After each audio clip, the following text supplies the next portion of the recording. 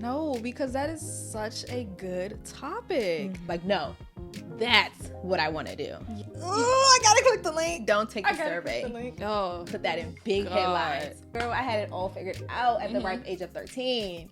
perfect world panties.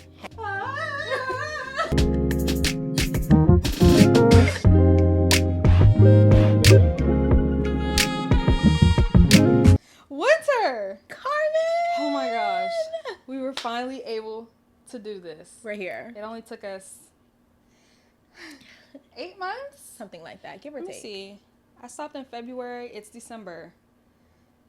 About, I can't do math. 10 months. Okay, that So sounds baby, good. I'm really excited for this episode because I've had musicians, I have had dancers, chefs, but I've never had someone in cybersecurity. And you guys got to get into the shirt as well. Cyber. And then we're going to show them your tattoo as well. Okay. Winter has a tattoo that I stay up and think about at night. That's how clever it is. My favorite quote is minor setbacks lead to major comebacks. So this quote I basically put in an if statement. And it basically just says if setback minor, comeback major equals true. Oh, I love it. I love it. And it just screams passion, and I just can't get over it. Thanks, I'm blushing. Okay, so let's hop into it. Can you guess what I'm going to ask you? How's the weather out? No, silly. Okay, so in a perfect world, what do you want to get out of your passion? Like, what is the end result with cybersecurity or just anything that you're passionate about? What's the end goal? What's the dream? I would like to use my knowledge to help,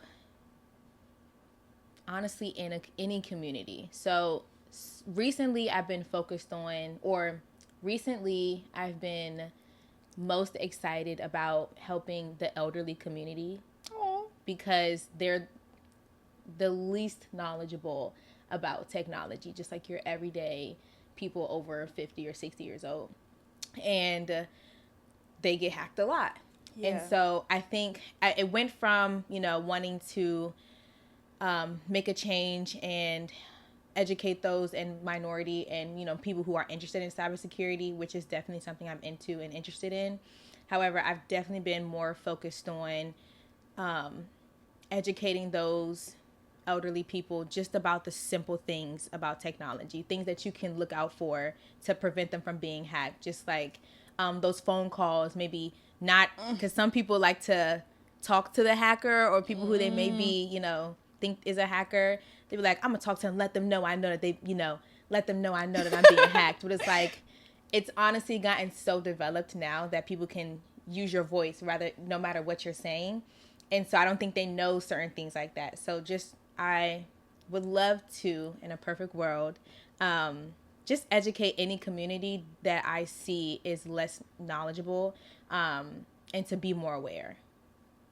That is such I'm so glad you brought that up. That is such a parent thing. Like, oh, I'm gonna mess with them. Watch this. Yes. Hello. Like, no. Don't And my do parents that. are baby boomers, and so Same. they ask me like so many different questions, and they say certain things. I'm like, no, actually, let's not do that. Actually, so that's definitely something I've thought about a lot more. Just how people, adversaries, attackers, try to specifically get to people, not that they know. Rephrase. These adversaries like to target people who are least knowledgeable. Some people think, well, why would I be targeted? Like, I'm just an everyday citizen, but that's why you would be targeted. Is because you are just someone who isn't looking and isn't thinking about these things. So I would just like to change the perception of technology and just make them a little bit more comfortable and, again, aware of just the different threats that they may be facing today. And I feel like at some point, if it hasn't already, like, your mission might change into not only older people, you know what I'm saying? Like, AI is getting so crazy. And I don't know if I told you this before, but it's super random. I'm one of those people. I'm like, oh my God, all I got to do is take this survey and they'll send me Oh, goodness. $100 gift card. Oh my God. My bank called me one day and was like, hey, you trying to buy? I was like, oh, that's so embarrassing. Carmen, it's okay. But no, like, anybody can get got at this point. Like, they're getting so creative Carmen, with it. I have gotten got multiple times. One, granted, was in high school, but Don't count. one was in college. Really? My Instagram. Did you realize I got a new Instagram? It's because I was hacked. Yeah, it's because I was and literally being in school, being taught these things about phishing and social engineering techniques. We won't get into the details, but I mean, maybe we will. But essentially, it was one of those where somebody was on another person's account who I follow, and I thought it was them. And they were like, hey, can you send me this code? You know. Oh, the code. The code, which is a tip that I was going to bring up here. You know, just like never share the MFA, the multi-factor authentication code. Never. Yeah. We're going to get into some tips, y'all. Yeah. Because...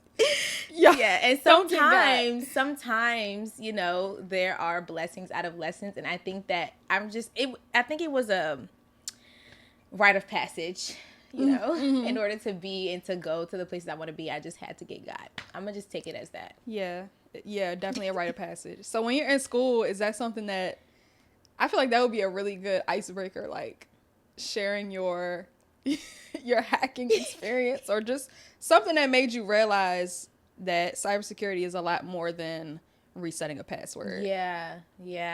I mean, it's not something I was proud of, and not something I brought up, and not something I think many cybersecurity students go through. Maybe I'm wrong. I would hope that I'm wrong. Not hope, because I don't want anybody to get hacked. But I that's actually interesting. I'm going to ask people now that I thought about that, like people in cybersecurity, like, have you ever been hacked? That's a really that's a really good question. Yeah, and there are things that I preach that I do need to put in practice. Like I do have passwords that I do need to change. Because one thing that is preached is to not use the same password for multiple sites and in your apps.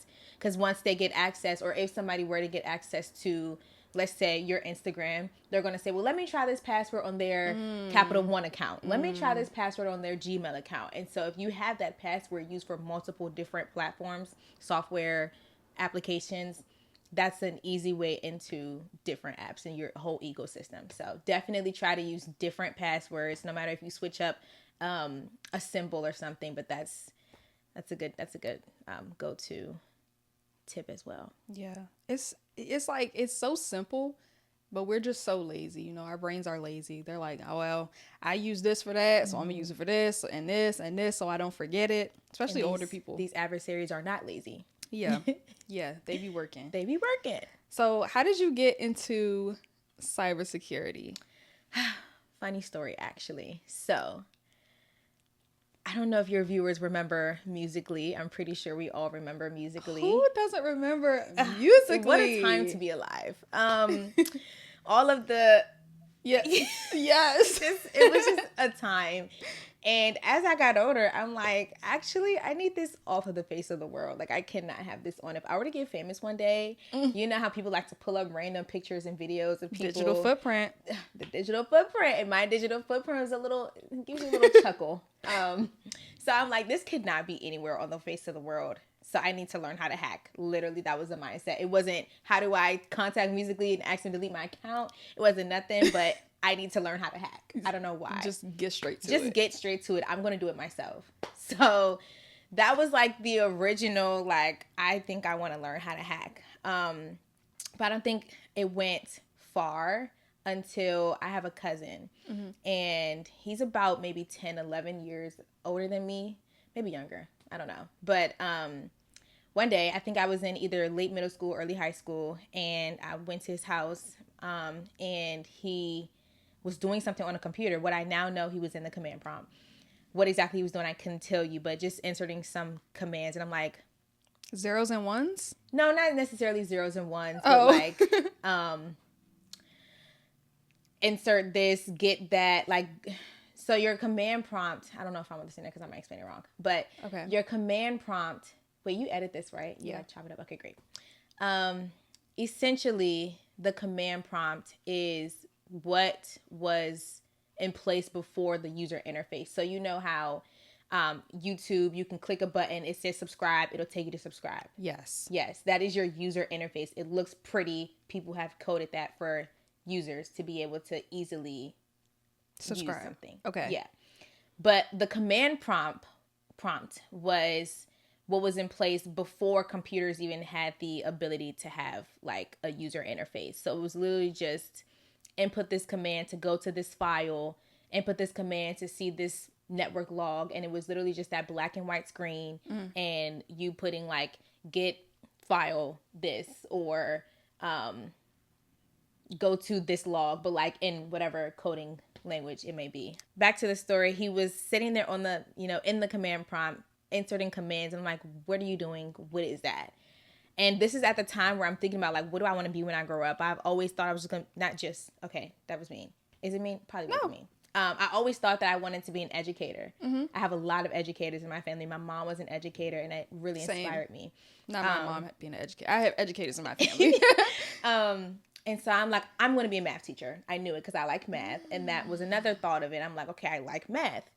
But I don't want to be what are those accountant? I don't want to be accountant. I don't want to be a math major. Like, what do I want to be? Like, I didn't want to just sit and do ones and zeros, and I didn't want to do that. So I'm like, what is something else where I can like do some critical thinking, but it's also cool. It's also ever changing. I'm not like, I didn't want to do too much writing. I like to write. I was in AP classes and stuff. So I liked English and stuff, but that wasn't what I wanted to do for the rest of my life. So when I saw him in the command prompt and he was just inserting random stuff, I'm like, that's different. I don't know what that is, and I need to know what that is. And because it was just like so foreign to me, I just had to continue to learn about it and just uncover it. And so I went home, went on YouTube, day in the life of a software engineer, day in the life of a computer science student, until I eventually found what cybersecurity was. And I'm like, no, that's what I want to do. Yeah. And so the rest is history. It's just a path.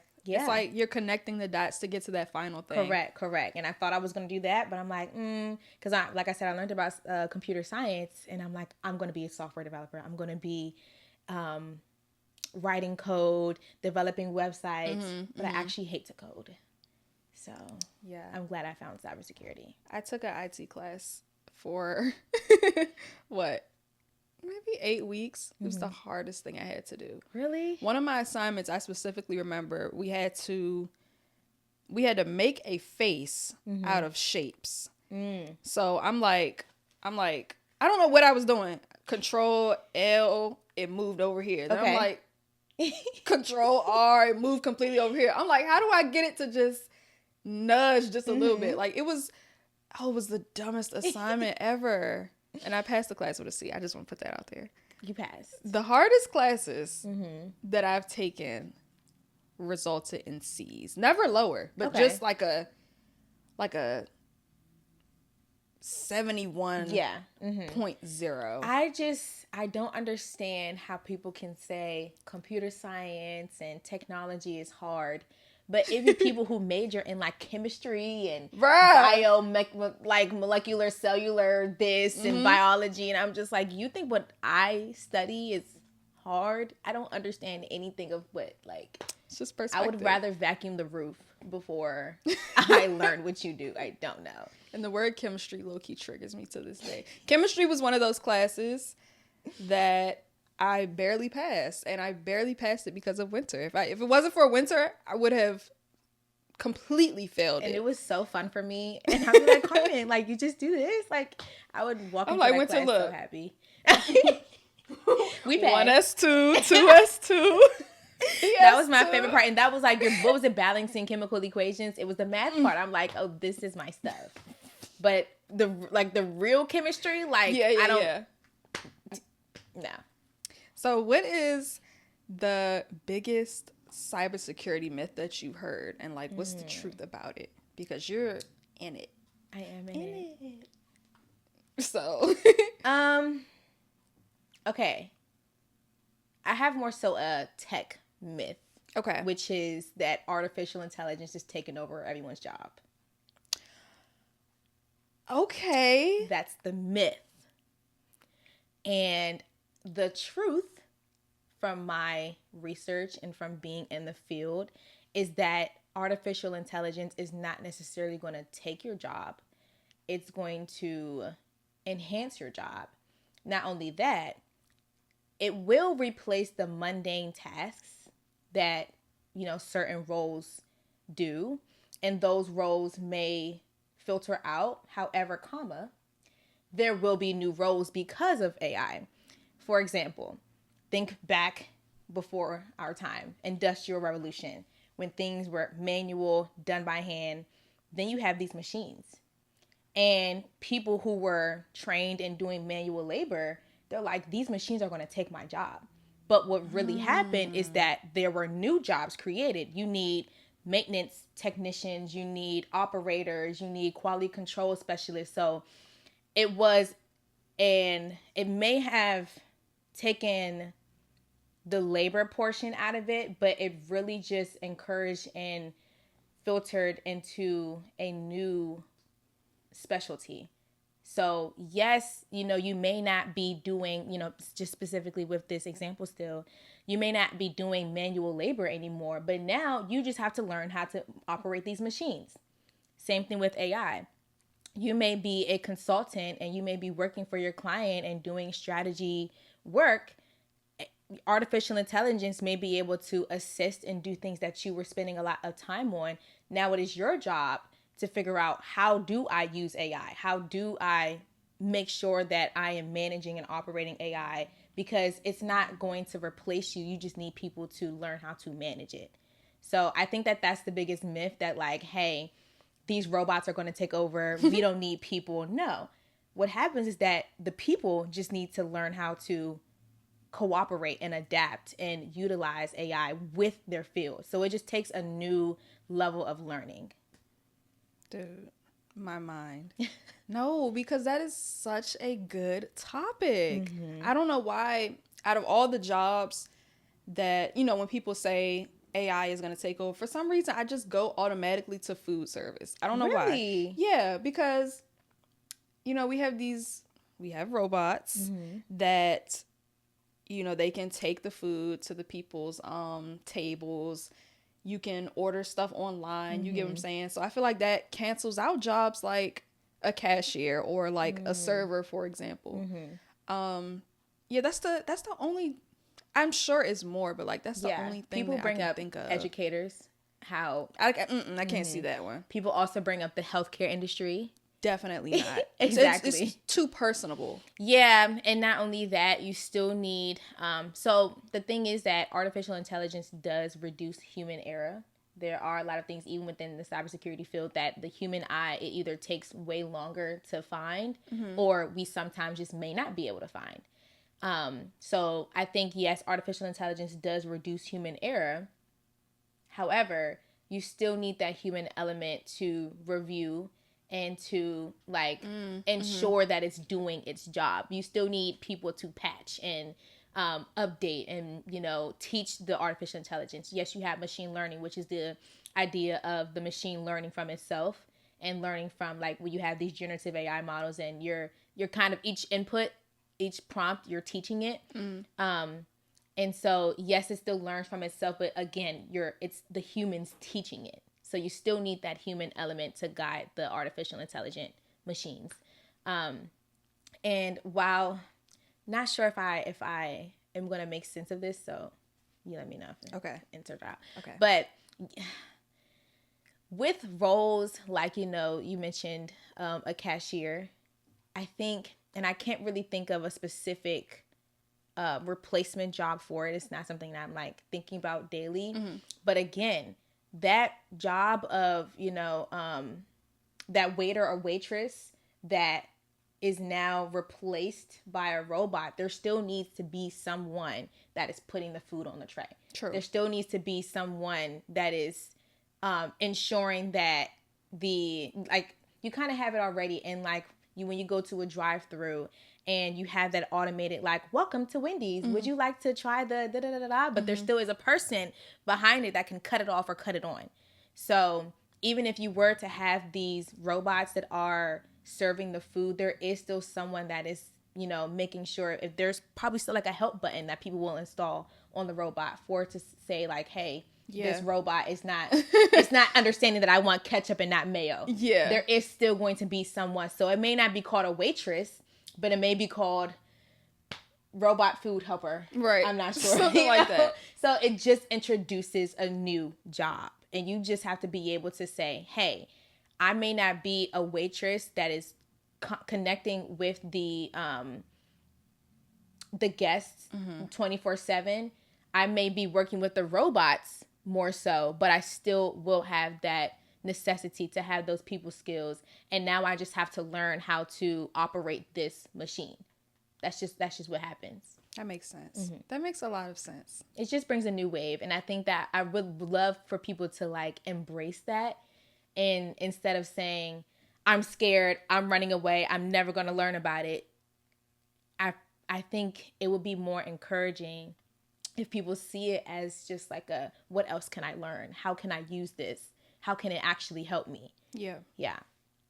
So we talked about, I think you named like 2 before, but can you give me like a don't ever do this list for someone, let's just say someone like me that's online, uses social media frequently. What would be your don't ever do this ever? Don't click the link. Oh, I gotta click the link. Don't take the survey. Click the link. Don't click the link. Don't take the survey. All it takes, that's a common phrase in cybersecurity, is all it takes is one click. Like, put that in big headlines. All it takes is one click. That's probably going to be the title of this video. It only takes one click. All it takes is one click. Ugh. So if you see in your email, and that's what we deal a lot with in cybersecurity, phishing attacks, which are those emails where someone, you know, may be impersonating a bank, or within a company, they'll impersonate the CEO. And there's a sense of urgency typically behind these messages. Like, yes. I don't know. Have you ever gotten those USPS text messages? Yeah. Mm-hmm. And it's USPS, like Amazon. Your package hasn't been delivered, and people, especially, and it comes a lot around the holidays, because people are typically expecting packages around the holidays. You'll get these messages like, your package was never delivered. Click here to see what the issue was. You'll click the link. It looks like a UPS website. You type in your tracking number. Now they have your tracking number, and who knows what they can do with that. Not only that, you just never know what else they can do with the information that you're giving it. You're over here typing in your username and password for UPS, thinking that it's the actual website, but instead of UPS, they put UP, I don't know, 2, like a, you know, thinking that it's a backwards S, and that's what happens. You'll think you're going to YouTube, but one of the letters is changed. It may be YouTube's, you know, or maybe YouTube.net, just something. And that's why I really want to help elderly people, because they're not aware or focused on these things. And one thing even my dad mentioned is how, yes, he knows, because he's still like working and stuff, but sometimes he has peers who he has to tell, hey, make sure that your make sure that the protocol or port that you're using, I'm trying to figure out an easy way to say it. Make sure that you're going to a website that says HTTPS, which is, the S stands for secure. You have HTTP, but that isn't not as secure as HTTPS. But HTTP, it's a connection between your device and the web server, whichever website you're going to, but that traffic in between is not encrypted. So if I'm just a man in the middle, if I'm somebody who is looking at the network, I can see easily what that traffic is. And I'm just talking about YouTube. But again, imagine you're going to your bank. Imagine you're going to a more personal website. I'm gaining information about you and that you have, and I'm able to steal those credentials because it's not encrypted. So just simple things like that, like people telling people to, you know, be aware that you need to have that HTTPS. But that's one, to never click the link. And HTTPS. HTTPS. Don't forget the S. Please don't forget the S. Let me think. I had another one I thought. I think I said it, but I did want to bring it back up. Mm-hmm. Don't click the link. Oh, with these phone calls again. Mm-hmm. Like I said, some people want to be like, "Oh, I know you're hacking me," and you're talking to the person. Yeah. Don't do that. No, don't do that. If you don't, and I'm glad that like Apple has a feature where it says potential spam. Yes. That's good. It recognizes these kind of things, but sometimes it doesn't. And so if you don't recognize the caller, if you know you don't have insurance with this company, if you know that you don't have car insurance or whatever, like don't even say, because one hello, like literally one hello can give them so much. Mm-hmm. So yeah, just try not to speak. Sounds weird, but try not to speak. Don't speak, don't click, don't do anything. Honestly, turn off your phone. No, literally. You know what that reminds me of when you said your dad was would like reach out to his peers and stuff like that. You know how when things happen in the government or there's something going around and people are like, my cousin works at the Pentagon and she wanted me to tell y'all, that's gonna be you. And I'm gonna be like, Mom, Winter sent this message. Mm-hmm. Pass it around. You're going to be one of those. Please, I would love for you to do that. What habits would you say, habits and routines keep you sharp? So this could be in relation to your career or just in life. Mm-hmm. Well, I'll start with in life overall is having a routine, like point blank, which is definitely something that I am not perfect at. Definitely a work in progress, but just keeping yourself trying to wake up at the same time every day, go to sleep, not necessarily at the same time, but have that routine. It definitely keeps you motivated and it keeps you consistent. It keeps you purposeful, keeps you sharp. And I think that it's definitely, I'm grateful to work from home. But it's definitely something that you do have to be more mindful of with now a lot of people working from home, because it is easy to just do what you have to do instead of going above and beyond. Yes. So I think number one, having a routine is very, very important to, keeping me sharp. Part of that routine would be constantly studying. Okay. Earlier this year, maybe like a few months ago, I will say that I think I put a lot of pressure on myself in terms of getting certifications. And so people in my life were seeing that I was stressed. I didn't even realize. I'm like, am I stressed? I don't know. But I'm like, oh, wait, you're right. I kind of am breaking out. I do kind of have a lot of headaches. So it is definitely something to manage. I do think that studying for certifications is still important. And that should be part of your routine because cybersecurity is a field that is ever evolving. Yeah. We are in a digital society. And so it is important to stay on top of your skills and it's, important to constantly be learning. And so I do think that is important for me to be studying a lot and constantly learning. However, I will agree that it is something to essentially put in routine. So I think in August and September, I was studying for the CompTIA CYSA. I think it just stands for Cybersecurity Analyst. And I was really studying aggressively. Like I would come home from work and from modeling practice and literally just study. Anytime I get a break, probably going to go study when I get home. I'm not gonna lie, for my next certification. So I don't know. Mm-hmm. But I do think that is something that you should have in routine so that you can balance out the stress, because it can get stressful because you start to say, I really need this certification. I need this so I can get to the next level because there is so much to learn. Like I already have like 4 certifications that I want next year, just Dang. 4. Like and it's so many more that I want, but I know the 4 mm-hmm. that I want next year. So I think it's important to keep that managed, but overall, the habit and routine of studying is definitely something that keeps me sharp. I remember us texting one day and you were like, oh, I'm going to do XYZ after I study. And I was like, Winter went back to school? I was like, wait, maybe she's just studying for fun.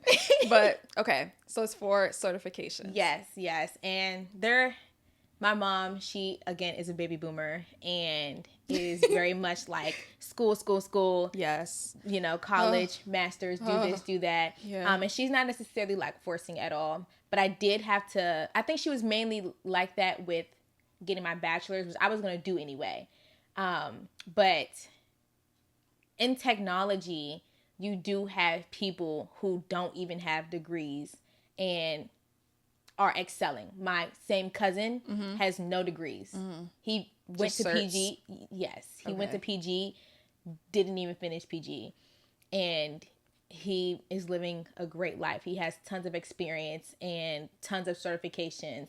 But I will say having that degree is much easier than not. I'm not going to say that like, oh, you can just go in and not have a degree and it'll be easy peasy cover girl. No, not the case. I'm glad that I got the degree. I was just trying to let her know, like, hey, it's not necessarily mandatory for my field. I know, like, in a lot of fields, you do need that degree. But in technology, you have boot camps and you have these certifications. There are people who have their masters. There are mentors of mine who have said, I, like, would rather have just skipped the masters and went right into the certifications because they're in the same place I was. Like, we're in the same place, but they were there like 27, 28. Man. So, forgot how we got here, but yes, studying. The reason why I study. Yeah. I'm not in school getting my master's. I am getting certifications, and I do know from my experience and from mentors that I have that these certifications are going to take me so far. I wish my mom was here because don't tell her, Miss Master's degree, postmaster's degree. She's going back to get her doctorate. You go, Mom. And go, like Mom. I told you, my mom is an educator. So my mom's a nurse. Even back in middle school, her working in the county, she knew when School Max was releasing them progress reports and then report cards. There was no way. And I was so jealous of people who was like, I'm going to just give it to her. And like, no, my mom is telling me when it's coming out. I'd be like, Mom, we ain't get it yet. No, there is no, we ain't get it yet. They actually not releasing progress reports this go around. They canceled that. So I'm very glad and honestly blessed that my parents value education in the way that they do. And that's something that I can say now that I'm older. I just am a little bit more knowledgeable in terms of the tech field about what it takes and what you need. But I still would, if there's someone who is looking to get into cybersecurity now, they ask me if they should get the degree. I'm always rooting for get the degree. Yeah. So I'm saying that it is possible to not have your degree and get in the field, but you still need that experience. And I got my internships because I went to school. So I think your network just expands when you go to a university and when you get that degree. So I'm always rooting for get that degree. I'm just saying it's not necessarily necessary in technology. I've seen that. Like there is an alternative route. There are multiple alternative routes, and there are people who have gotten degrees in nursing and tech and education, and who have switched fields and who have gotten certifications and haven't gone back for their 4-year degree and have been able to, like I said, successfully just pivot their career and get into the world of tech. So I think it is, sometimes about who you know, and if there are just any positions available, like entry-level positions, which there honestly typically are, and how much you are aware of cybersecurity. But if you have certain certifications to prove that, like I got a cloud-based AI certification just to prove my knowledge in cloud and AI. Like I studied the same thing in college, but I wanted to study specifically this certification because this certification is what they're going to look at. It said that, oh, she got this cert, she know. You know what I'm saying? And yes, I got that degree, but they're going to look through these certifications to see like what exactly I've studied, what I know. But there is also the conversation of certifications aren't everything. You still need to know experience, because some people do rack up certifications and don't have experience, and then they're wondering why they don't have a job. It's because so it's a whole conversation. But I do preach, go to school, period. Also get your certifications. Yeah, that's something I've been looking into for communications. I don't know what kind of certifications, because I was in school, I left school because for the same reason. I'm like, I feel like my experience is going to speak more for me because I can have a master's and not be able to speak. and just bomb everything that I do. You know what I'm saying? So I'm relying heavily on my experience to get me where I want to go, get me to where I want to go. So being in our amazing 20s, hate my 20s. Hate? I mean, not hate, but it's rough. It's different than what I expected when I was a teenager, for sure. Yeah, it's like not I for expected it to be teens. so like much more figured out. Like yeah.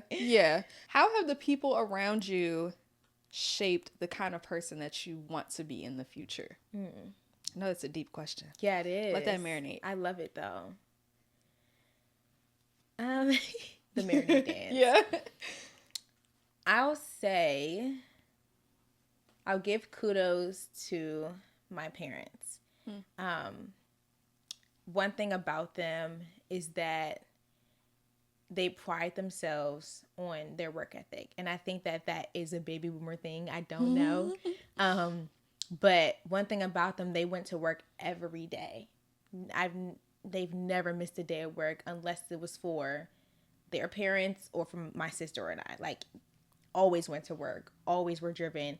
And I think that that set such a great example for me. And I obviously wasn't thinking about that as a kid. I'm just like, this is just routine. But now that I look at it, as much as I want to take off, as much as I'm counting the hours of PTO I have, I'm like, y'all did this every day. Every day.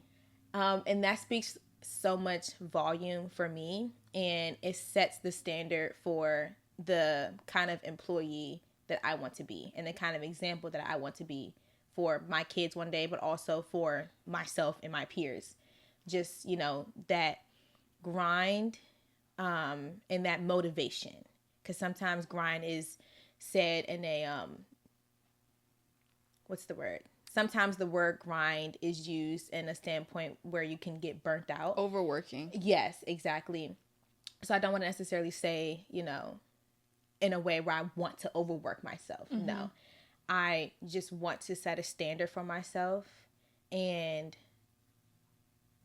again, just be an example and be motivated to get up and do something, which comes with passion. And so it is good that it is, I get to do something I'm passionate about. And I saw my mom, she got her degree in education and was, blessed to be able to work in education. My dad got his degree in political science.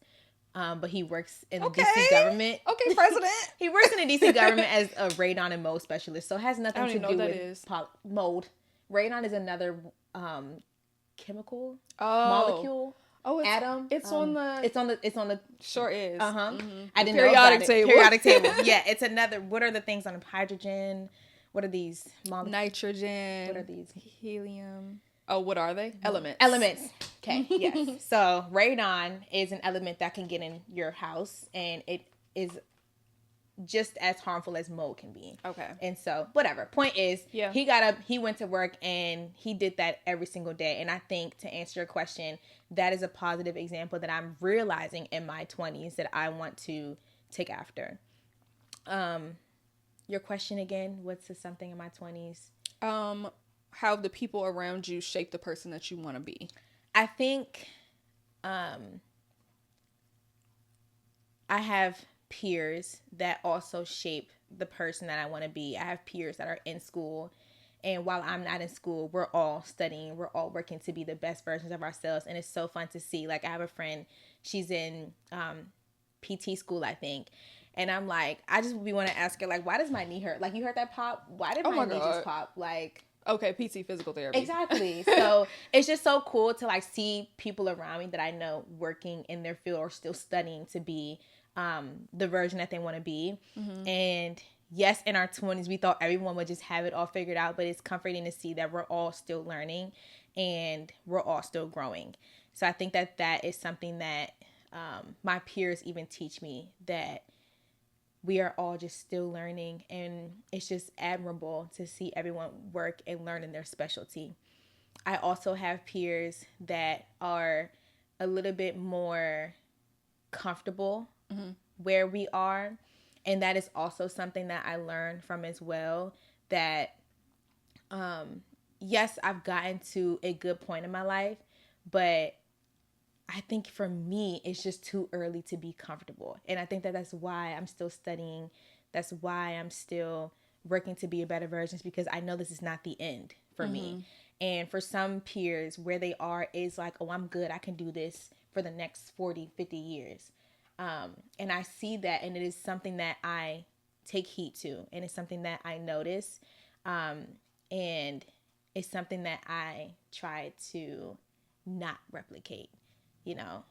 But you said something like, you know, you kind of shed skin. Yeah. What was it though? It was kind of cool. You just Maybe shed. that was it. Yeah, I think that was it. You just shed old habits, basically. Yeah. And that has nothing to do with like the people that you're around. It's just that as you're growing into the version that you're becoming, it's like every decade you're just starting over, and that is absolutely okay. And I think that's every something year, I learned. really. Exactly. That's something I learned, I think, in therapy, if not just in a video.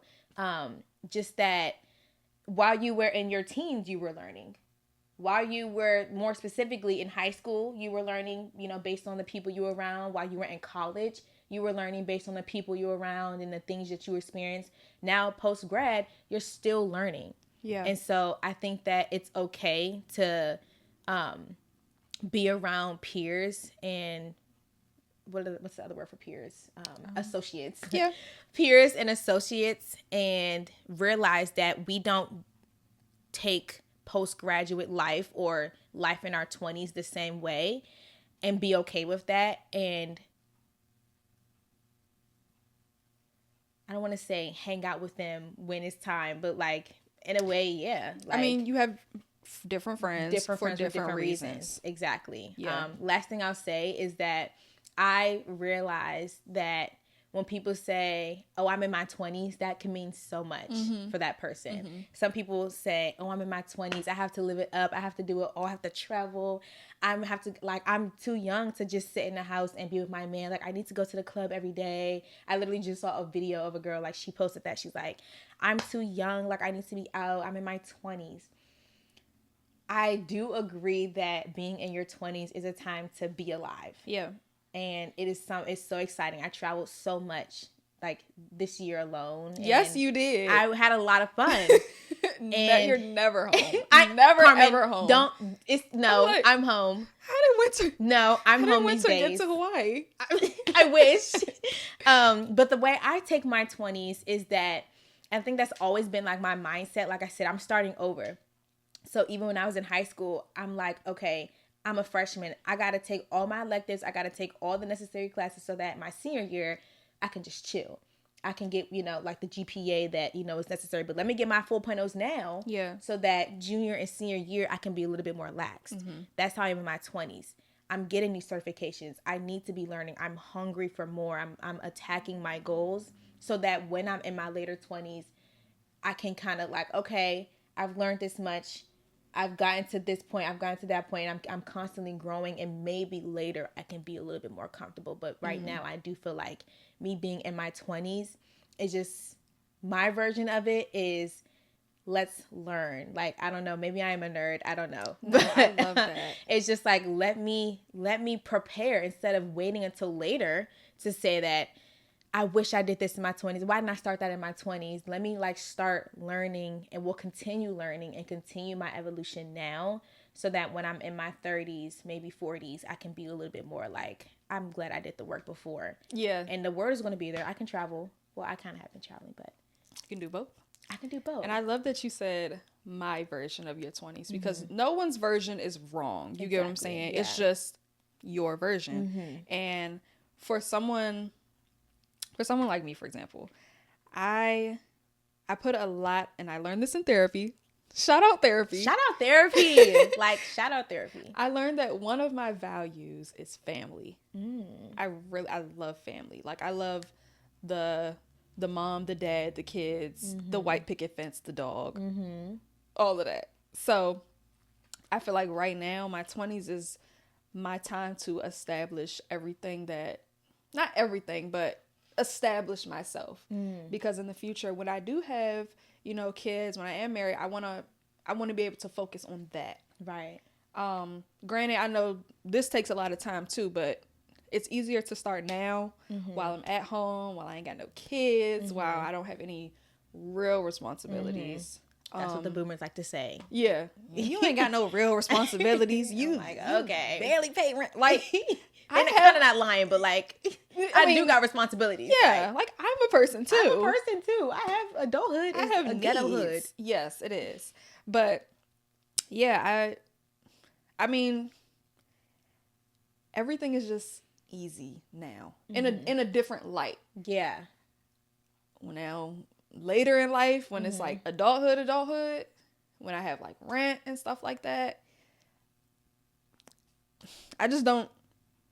It just makes sense for me to be doing this right now. Exactly. It just makes sense to be working right now, and it's not like I gotta get this done. Because I actually enjoy it. Like, I like putting effort and work into my future and knowing that in the future I possibly can, have all the things that I want and still have my core values, which one of them is family. And one of that same cousin who is in tech, he got married, I'm gonna guess, but like 25 or 26. Wow. And I'm like, wait, that's kind of like tomorrow. Like, for me, like, I don't... Dude. Where is it's he like first? Really tomorrow, though. Literally. And so it would be a shame if I spent my 20s comparing myself to this person who started their family, this person who has been traveling, who has been to more countries than I can even count, this person who has made $1 million as, a 22-year-old. It would be a shame if I sat here and compared myself to each of these people when I, like you said, I have my version of what it means to be in my 20s. And I'm still just learning. That's deep. Yeah. I love this so much. Can you tell I needed this? Can you tell I needed that? I'm going to actually need to replay that. No, literally. So can you just send me that clip for when I need it? Matter of fact, we just want to end the episode here. Okay. Well, we kind of just talked about this. What's something you thought you'd have figured out by the ripe age of 23? Something I thought I would have figured out. I had an answer to this. Did you say relationships? Yeah, but that was a joke. Oh. Something I thought I would have. Oh.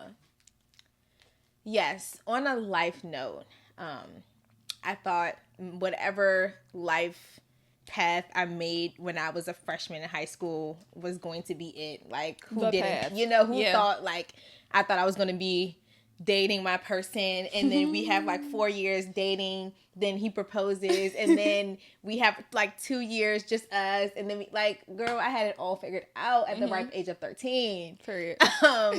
So just like in life, I just thought that I would have the same path that I had for myself when I was younger figured out. And even when it came to career, I don't think I had, honestly, people were telling me, oh, you can make more than that. You'll have, I had my goals of what I would make and what roles I would go into. They're like, nah, you're going to do more than that. So if anything, I had people prophesying over me in terms of what my 20s will be like. And I kind of was just like, whatever is for me is for me. But I will say one thing that I thought I would know, let's go back to the Musical.ly days, was knowing already how to hack. That is hilarious. I can say my skills of knowing how to hack aren't as strong as I thought they would be. But now knowing and finishing my degree, I realized that what you're mainly taught in, your 4 years, and even when you get to your full-time role, what you really work in is that defensive side of cybersecurity. And to explain that, in cybersecurity, you have 2 hats. You have a red hat and a blue hat. Your blue hat is your defensive side, and your red hat, you're only red, so you're going to be the red hat. You are the adversary. Okay. And you okay. You are the more offensive side. Okay. And so when you work for a company, you are, defending and you're securing. However, well, you're defending and you're securing against the red hat. And that's really what you learn how to do, is to be that defensive side, not necessarily reactive. And that's another thing we get into. Like, you still, yes, you're working to secure your company or yourself, your own assets. You still want to be proactive about it. And so that's where you have vulnerability management coming in, your governance, risk, and compliance, setting these standards and putting these policies in place for your company to make sure that you are looking at these risks ahead of time and not waiting to be attacked by the red hat. Right. That's what you learn. That's what I even work in. I'm an incident response triage analyst. So any incidents that my company gets, it's my team that looks over them, see if I'll just speak in terms of what it is. We get the alerts if there is any incident that my company alerts for, and we determine if it is a false positive or true positive. And if we also determine if it's just a policy violation, like it's someone within the company who's doing something they weren't supposed to do, or if it's an adversary and someone got a hold of someone's account and they have no idea what actions were taking place on their device. So that's a cyber attack, typically. But getting back to the question, the goal is to get to be more red hat focused. I am on the blue side and I love it. Yeah. And the certification that I'm working towards right now is more defensive related. It is that security operation analyst type of certification, but I do want to eventually get to be that ethical hacker, that penetration tester. I've even looked into doing bug bounty hunting, and those are the people. Bounty hunting. I'm so excited. I would love to do it. That's another thing. Those are the YouTube videos that I've been looking into a lot more. But the end goal has always been, was always to be a penetration tester, which is I know so childish. Go ahead. An ethical hacker, which is basically someone, if you work for the company, or even sometimes people work like freelance, and a company will hire you and you'll, with a scope already predetermined, hack into their sites or application and let them know what vulnerabilities are in place. So you're doing it before they even release it to the world, so that they can see that, okay, this random hacker, that's why it's typically like freelance people, this random hacker was able to spot this vulnerability, and they write the report to let them know this is what you need to fix before you release it. So that's kind of what I would want to do if I was like in a red hat role. Yeah. But again, I'm more blue right now, and Just I'm responding to incidents. Yeah, but I enjoy it. Like, it's really fun. I'm still learning. Again, I'm really comfortable with learning, and as I'm learning, I'm growing and I'm gaining more skills under my belt. So yeah, but I thought I would know how to hack by now. And I can't say that I can do it fully by myself. I have done different versions of hacking, like doing network analytics. Like, I can tell you, like, I can read it's kind of encrypted, but I can read certain things and be aware of what you were doing. So yeah, I can do that, but necessarily hacking into your Instagram or hacking into your Musical.ly, don't know how to do that. And I won't do that, because that's how a lot of like nerds go to jail. Okay, yeah. Don't do that. No. Yeah. Only they learn their skills and they do it. That's why you have bug bounty programs where these companies give you the opportunity to like hack a specific scope of their website. But sometimes these script kiddies, which are people who are like new and they learn something from the world, and they try it and they get good at it, and they're like, oh, I did this, I got $1,000, let me try to get $100,000. I got $100,000, let me try to get $1 million. Yeah, taking it too far. Yeah, way too far. Yeah, I will say this conversation has made me not only look at cybersecurity different, but really appreciate it. Like, it's a lot that goes into it. For sure. A lot that I like haven't even touched on. And that's what I like about cybersecurity, is that there's so much. Like, what I wanted to do has changed so many times, but has still been under the umbrella of cybersecurity. Yes. I always say that, like, with communication, I'm in the right building. It's just picking the door. I like that. Yes, it's I forgot so I'm gonna many take doors. that. Yes, please do, because it's so true. Like, yes, I'm in the Yeah. communications building, but you have media, And it you is have so news, broad. you have Yeah. print, you have podcasting, Yeah. influence. So You just have true. so much. So, what is one quote or one mindset that you want to leave with listeners today? So it can be something that's on your mind for today, or something that you think about daily. I'll go back to the big thing that we said for everyday citizens and everyday people. All it takes is one click. And I would just encourage everyone to be a lot more mindful of what you see on, not only social media, but just on websites, different apps, everywhere, even in like person. Just be aware, because cybersecurity isn't just the cyber aspect, just the online aspect. It is physical security as well. So I would just encourage everyone to be very mindful. Just think before you click. Think before you click. Think before you click. Okay. Another thing I would say, if there is anyone watching that is interested in getting into cybersecurity, is to not compare yourself. I know imposter syndrome is everywhere in every field. You're going to face it here and there, but I would encourage you to let your journey be your journey. And it's definitely something I'm reminding myself of a lot, because you have people who have known that they wanted to do cybersecurity since they were 8 years old, and they had gotten this certification back when they were 13. They are so far ahead. They didn't go to college. They went right into the boot camps, right into the field, and are so knowledgeable.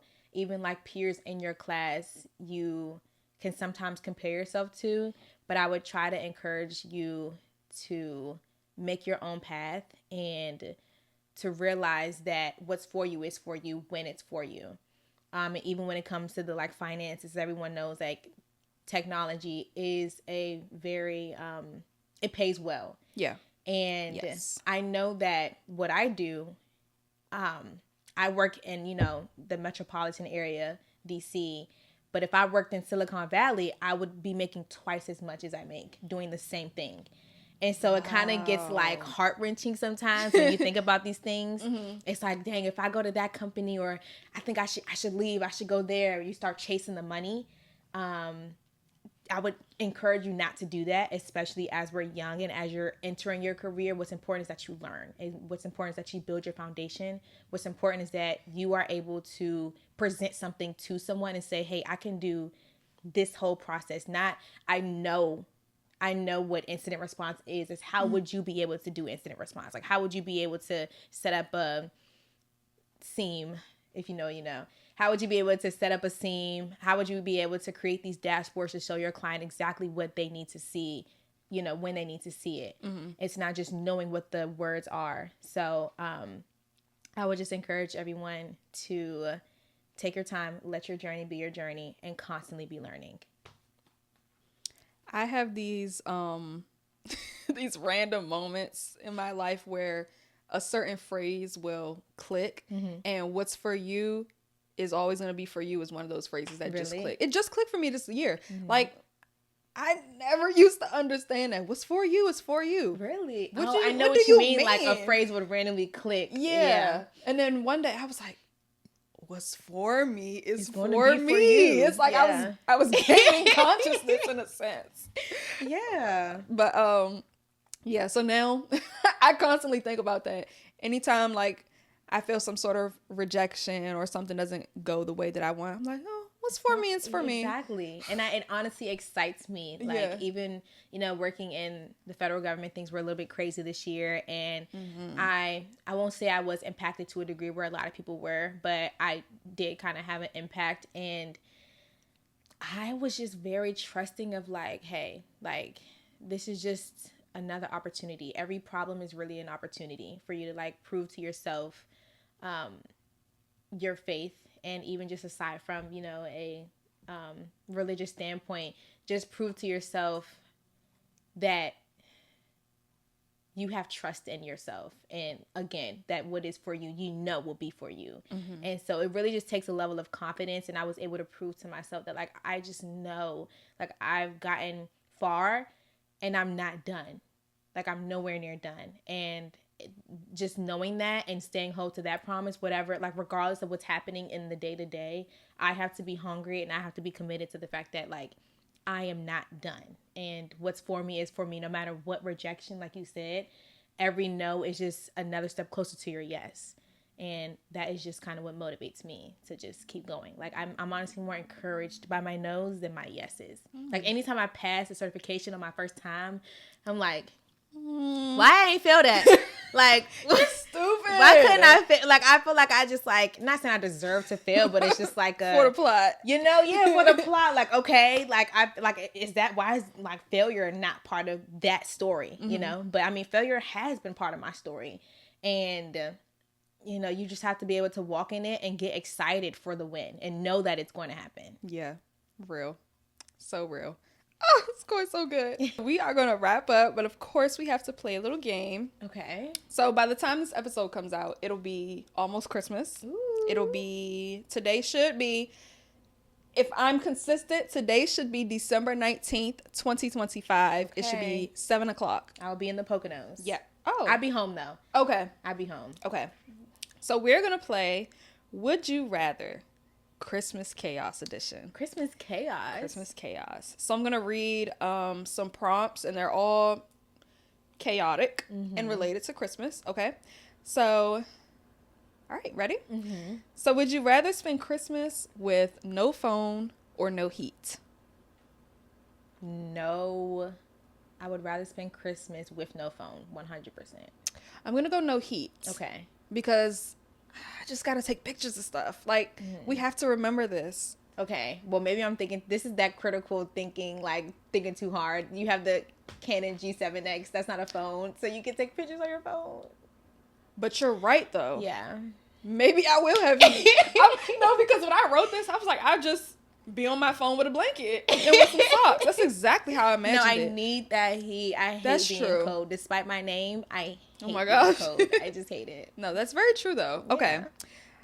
Would you rather get a gift from an ex that still has feelings, or a coworker that obviously has feelings for you? A coworker or an ex? I think I'm gonna go with the coworker. I would go with the ex. Really? Carmen, what? That's my coworker. I have to see you every day. That's maybe awkward. because I work from home. No, that's cheating.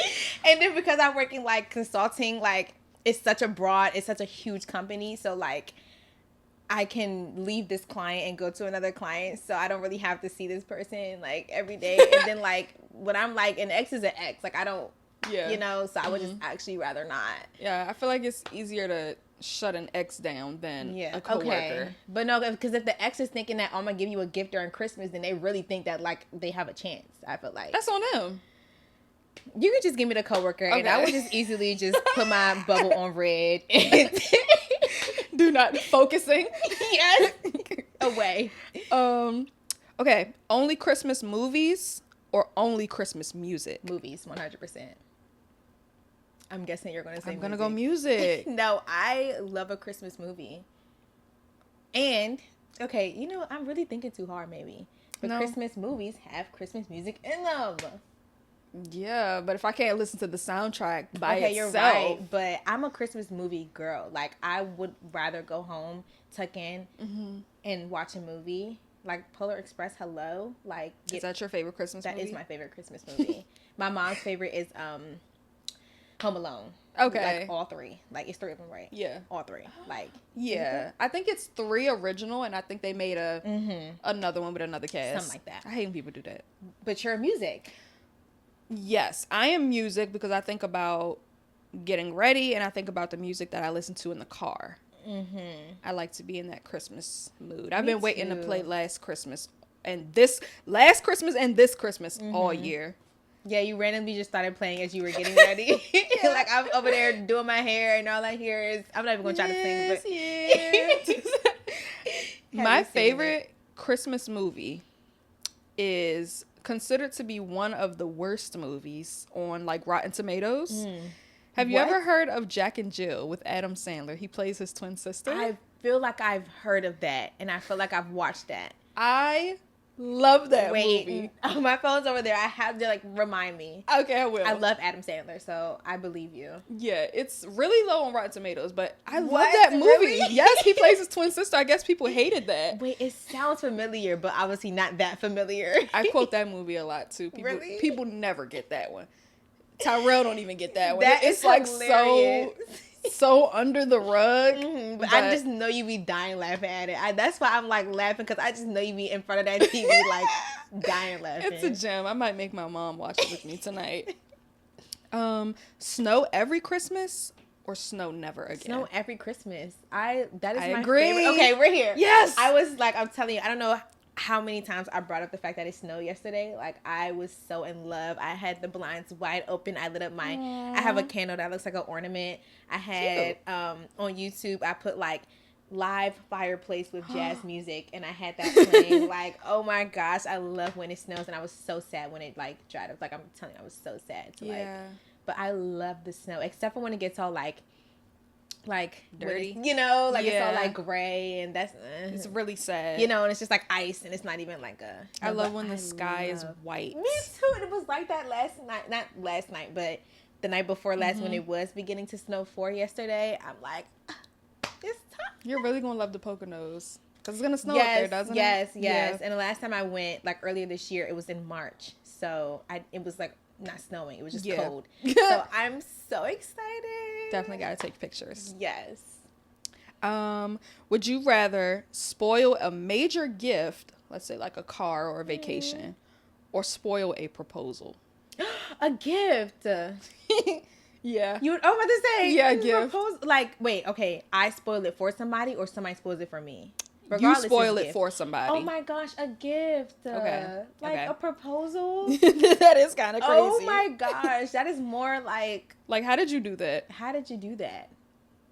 Yeah. It would have to be like a really specific like proposal then. But no, I would rather spoil your car than a ring. We on the same. Okay. I love these. I'm having fun. Would you rather relive your best childhood Christmas or a brand new best Christmas but as an adult?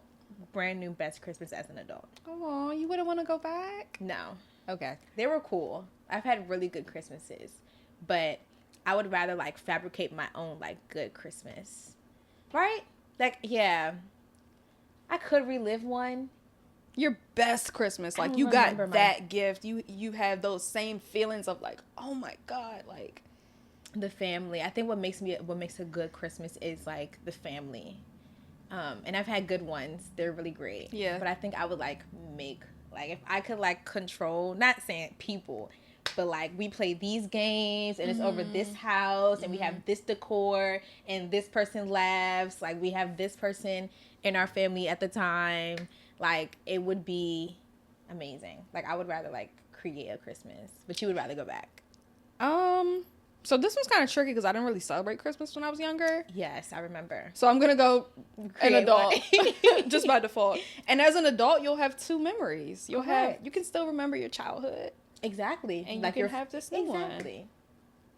Would you rather be stuck at the airport on Christmas Eve or in holiday traffic on Christmas Eve? Carm, easy. Put me in the airport.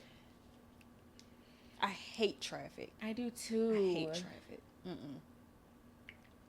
But, this is a hard one. Stuck in holiday traffic or stuck in the airport? Oh, no. I feel like an airport would make me very upset because it's the least controllable situation. Like, I'm so out of control. Traffic, at least I'm like, I don't know, I'm behind the wheel maybe or maybe not, but like I would have a little bit more control over that. And I'm closer to my destination, I would assume. Like, if I'm driving somewhere, I feel like I would be closer. Yeah. Whereas if I'm on the plane, like, I have to take a plane somewhere, and I'm still... it would make me, like, I would probably, like, turn into a very old and very bad version of Winter. Like, it would not be cute. Like, I have somewhere to be. Like, I'd be really irritated. So I think traffic, I'll still be irritated. But at least it's a shorter period because I'll get to my destination quicker. Maybe hopefully. I will switch to traffic because I also don't want to be around people. If I'm irritated, I would think that was my first thing too. I can be in a car. Yes, you can listen to your music. You can talk to whoever you're on the phone with, and or like whoever's in the car about the situation. You have people with you. Yes, you may have people with you in the airport and whoever you're traveling with, but like I just feel like I would rather be in traffic. Like I might even just like, I don't know, if get in the shoulder lane and turn around and drive the other way on the shoulder lane. Like I may just do something illegal. Knock on wood. Don't put that in there. But right. Oh my gosh. Yeah. Dang, I didn't even realize I read all of them. Okay, I'm gonna throw one in there anyway. Because I know some women are like, don't ever do this regardless. I know. Mm-hmm. Okay, would you rather be proposed to on Christmas or on your birthday? Oh. Do you also hate that? Some people are like, don't propose to me on my birthday or on a holiday because I want it to be its own thing. I think getting proposed to... Okay, wait.